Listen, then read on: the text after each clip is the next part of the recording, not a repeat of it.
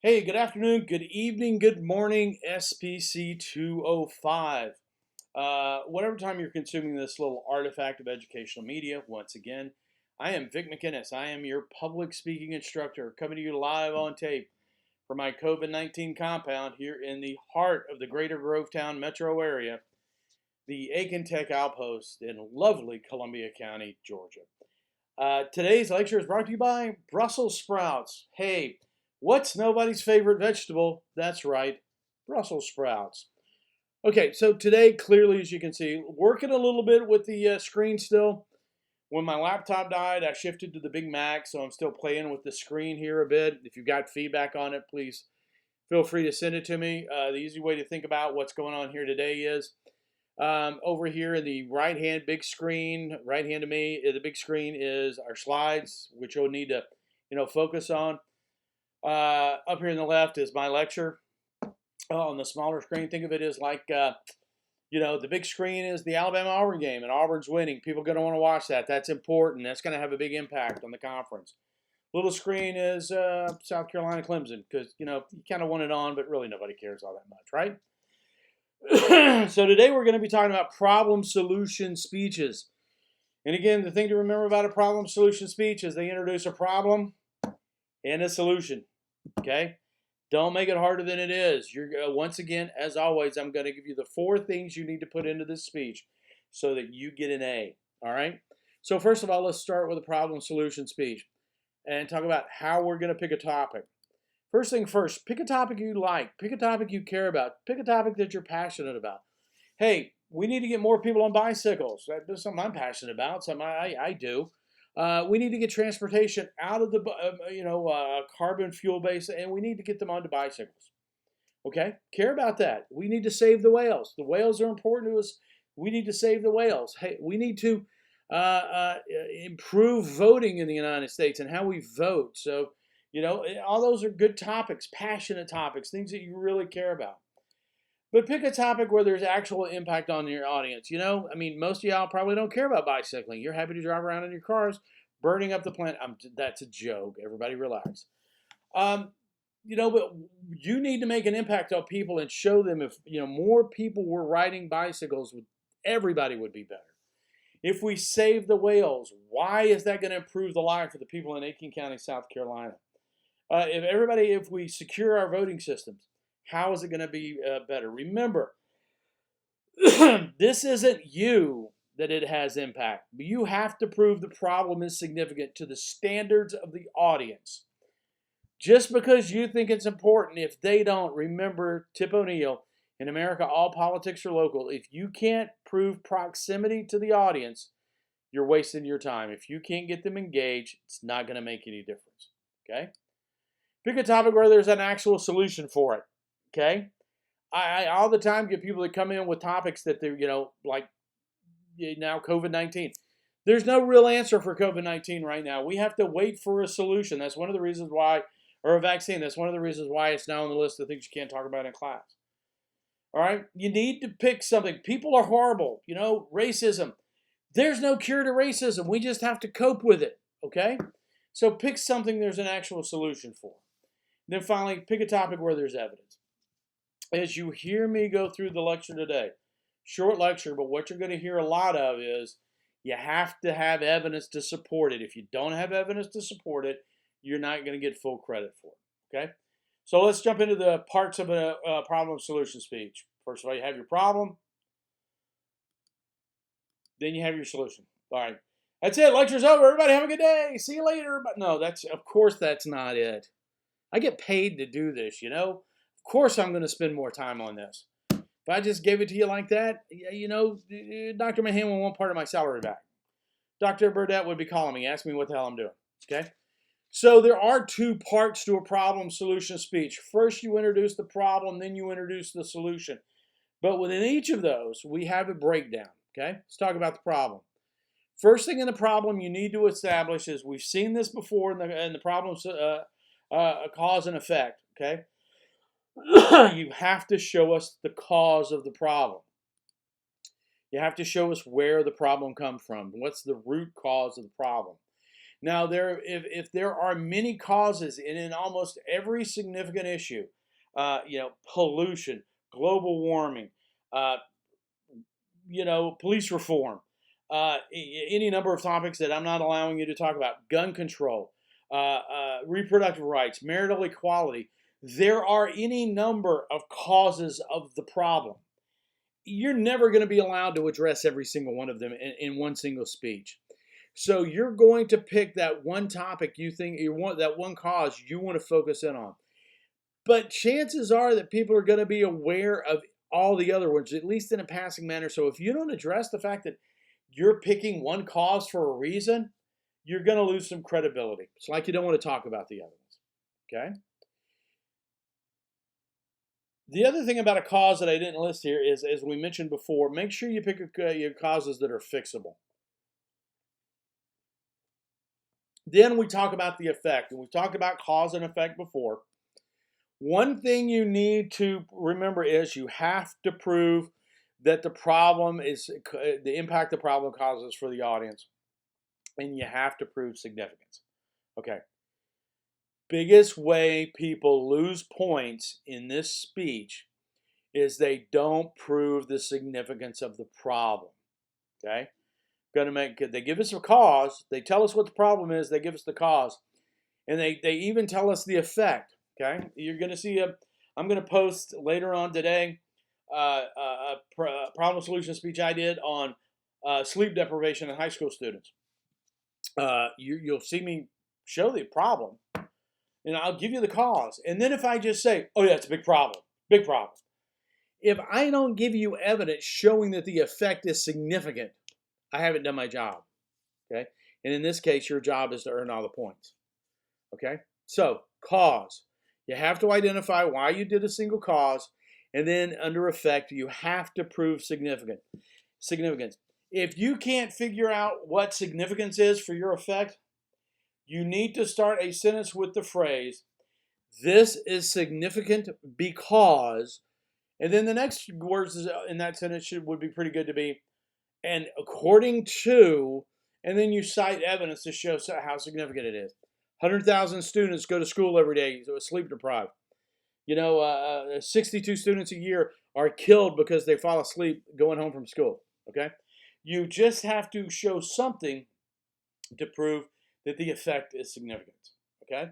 Now, can you do effect cause? Absolutely. A good deal of the time, effect cause is actually going to be a better way to deal with a better way to address the issue. Okay? Second half of the speech is clearly the solution. We should have been well aware of that by now because it's called the problem solution speech. The solution also breaks down into two parts. You're going to introduce your solution, and then you're going to have to show us practicality. Now, by practicality, your plan must have what we call viability. It has to have the ability to work successfully. Okay? I could say, hey, listen, the earth is warming, so here's what I want to do. My plan is to, and I show the cause and I show the effect is, we're going to build a dome over the entire northern hemisphere. Great plan, might well solve the problem, can't be done. Cannot be done. Okay? My solution is to deal with student illiteracy is give everyone under the age of 18 in the United States a laptop computer.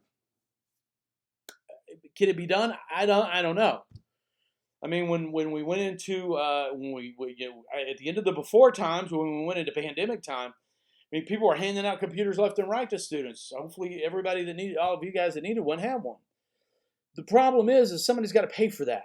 Okay, and are we going to be able to pay for that? Okay, and that's how you prove viability, is to showing either we can do it and show us that the money is there to do it, or you can show that somebody else has already done it. Okay, so first thing you have to do is you have to prove viability. Can it be done? And if you wonder how to work practicality into your solution part of your speech, is to say, I hear you asking yourself, can we actually do this? And the answer is, we can. According to, and then you offer us evidence for practicality. Okay? The second half of the solution is what's called efficacy. Efficacy. Okay? Efficacy is, does your plan have the ability to produce the desired or intended results? It's just that simple. Okay? Efficacy is a phrase we kind of stole from the medical field with drugs. And people talk about the efficacy of medications and things like that. Efficacy is the ability to produce the desired or intended result. You have to prove your solution solves the problem. You have to prove your solution solves the problem. Okay? The question you obviously are thinking about here is, well, how can I prove a solution that we haven't adopted yet is going to solve the problem? Two ways to do it for SBC 205. Number one, find someplace else that's already done it. Okay, pick a solution that you saw done in another city, another state, another country, whatever. Find someplace where it's already been done. Second, find an expert that says it'll work. Okay. Second major point that people lose points on in this speech is right here at efficacy. They never prove to us that their solution is going to work. And you have to prove it to get credit for it. Okay, I'm going to come back a little bit later this week and show you the rubric. Okay, problem, solution, problem, breaks down to cause and effect, and you have to prove the effect is significant. The solution is practicality. Can it be done? And efficacy. Will it solve the problem? Okay, let's take a quick look at an example. Excess drinking on campus. Now, I know Aiken Tech does not necessarily fall into this category. If you guys are drinking too much on the campus of Aiken Technical College, we really need to have a conversation about your social life. All right? But in other colleges where they have, residences and, dorms and things like that, there is a problem with excess drinking. So let's walk through the steps. Number one, here's some of the causes. Boredom, easily availability of alcohol, peer pressure, depression, from moving away from home, any number of things, underage access to alcohol. Those are all, and again, usually when I'm doing this in class, I have like 15 or 20 different causes listed. Can you deal with all of those? No, you can't. Okay? Here's some effects. GPAs drop, students getting arrested, damage to property, civil liability on the part of the college or the university. Okay? Those are all things that have an impact. Okay? How would you prove significance of this effect?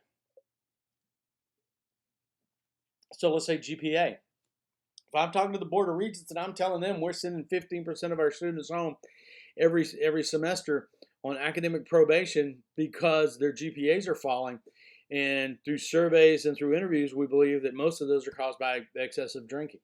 Okay? People getting arrested, you really don't need, you can prove the impact of that just by showing them the local papers. Damage to property, again, that drives up insurance rates for the university. That drives up, the expenses for the university. And then finally, civil liability. This isn't a big deal now, but it was a couple of years ago where students were getting drunk on campus, getting hurt, and then turning around suing the college because of the permissive attitude toward alcohol. So you see the cause and the effects.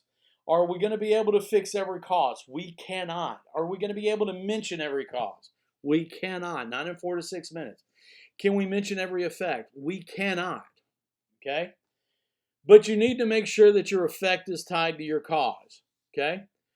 In most cases, they will be, because if there's multiple causes, it's still the same problem. But if there's any doubts, make sure you ask me about it. Now, as far as our solutions are concerned, okay, closing the bars off campus. Will that solve the problem? Deals with underage access. Sure enough. Okay? What about have non-alcoholic events? Deals with boredom. Yeah, there you go. Good. What about counseling? Is counseling going to work? Yeah, absolutely. That will help with depression and some of the peer pressure. Increased penalties for alcohol on campus. Yeah, that would have an impact. What about expulsion for public intoxication? Yeah, that would definitely have an impact. Here's the problem, though, and here's the thing you need to be aware of. You're going to pick a cause. Okay? If your solution doesn't deal with your cause, you're not solving the problem. You're just dealing with the effects. Okay? Let's say you decide to talk about the cause that you want to focus on is peer pressure. Okay, and the effects you want to focus on is GPAs dropping. Okay, and you pick expulsions from the university for public intoxication. It doesn't deal with your cause. You're just going to have to keep expelling more and more and more people. Okay, so I hope that you understand that. If we picked depression and we wanted to say increase penalty for alcohol on campus, that's not going to deal with depression. That's going to penalize the people for the effect. That's only going to deal with the effect. It's not dealing with the organic cause. Okay. Now, if we wanted to say one of the major causes is depression, and that we're going to be able to provide counseling, and that's going to resolve 60% of the alcohol-related issues on campus, then you've got a winner. But here's the other thing. Okay, as college administrators, do you have the authority to close the bars off campus? That solution is not practical. Okay, you do not have practicality. All right.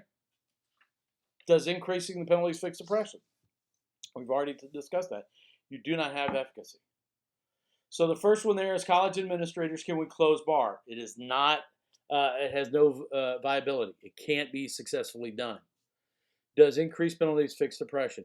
You do not have any sort of effectiveness. Okay, so you're going to pick a solution. You're probably going to be talking about something that's going to, okay. You're probably going to be picking something that's going to have multiple causes, but make sure you tie that link all the way through from your cause to the effect, to the practicality, and to the efficacy. Okay, so here's what I need you to focus on. Okay, I think that's the last line. Make sure that's the last line.